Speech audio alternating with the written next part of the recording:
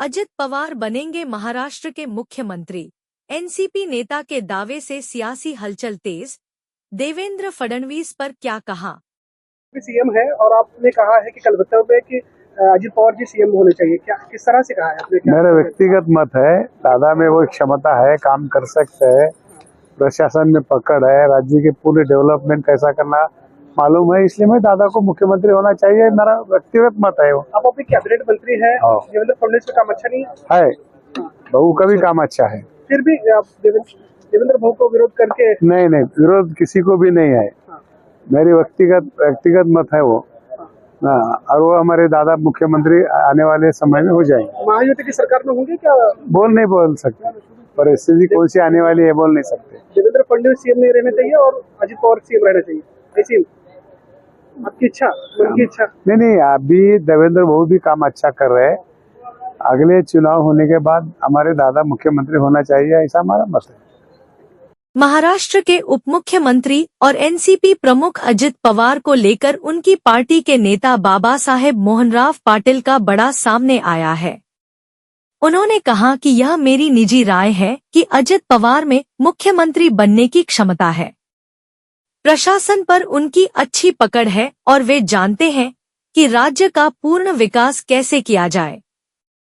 बाबा साहेब मोहनराव पाटिल ने आगे कहा, देवेंद्र फडणवीस का काम भी अच्छा है, मैं किसी का विरोध नहीं कर रहा हूं, यह सिर्फ मेरी निजी राय है। आने वाले दिनों में अजित पवार मुख्यमंत्री बनेंगे। देवेंद्र फडणवीस अच्छा काम कर रहे हैं, लेकिन भविष्य में चुनाव के बाद अजित पवार को ही मुख्यमंत्री बनना चाहिए, यह हमारी राय है। बता दें कि इस समय महाराष्ट्र में महायुति की सरकार है, जिसमें बीजेपी, एकनाथ शिंदे की शिवसेना और अजित पवार की एनसीपी शामिल है। महाराष्ट्र विधानसभा चुनाव में बीजेपी को 132, शिवसेना को 57 और एनसीपी को 41 सीटों पर जीत हासिल हुई थी। महाराष्ट्र विधान परिषद उपचुनाव में जुटे अजित पवार। इस बीच एनसीपी के अध्यक्ष अजित पवार महाराष्ट्र विधान परिषद के उपचुनाव के लिए रणनीति बनाने में जुटे हैं।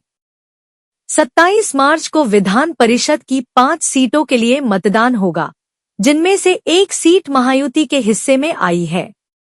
इस सीट के लिए पार्टी के कई नेताओं ने अपनी इच्छा जताई है, लेकिन 3 प्रमुख नाम फिलहाल रेस में सबसे आगे चल रहे हैं।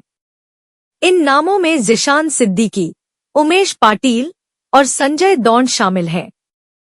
सूत्रों के मुताबिक अजित पवार ऐसे नेता को मौका देना चाहते हैं जो पार्टी की स्थिति को मजबूत कर सके।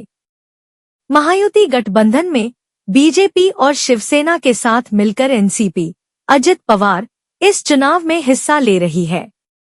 सत्तारूढ़ बीजेपी, शिवसेना और एनसीपी गठबंधन को विश्वास है कि 5 खाली सीटों पर उन्हें जीत मिलेगी।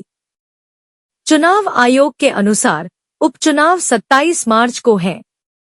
विधानसभा चुनाव 2024 में 5 एमएलसी ने जीत दर्ज की थी, जिसके कारण चुनाव की जरूरत पड़ी है। चुनाव जीतने वाले एमएलसी में से 3 बीजेपी के जबकि शिवसेना और एनसीपी के एक सदस्य थे। उपचुनावों के लिए अधिसूचना 10 मार्च को जारी की गई।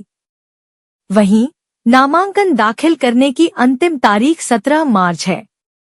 नामांकन पत्रों की जांच की अंतिम तारीख 18 मार्च तय की गई है। 20 मार्च तक नाम वापस लिया जा सकता है।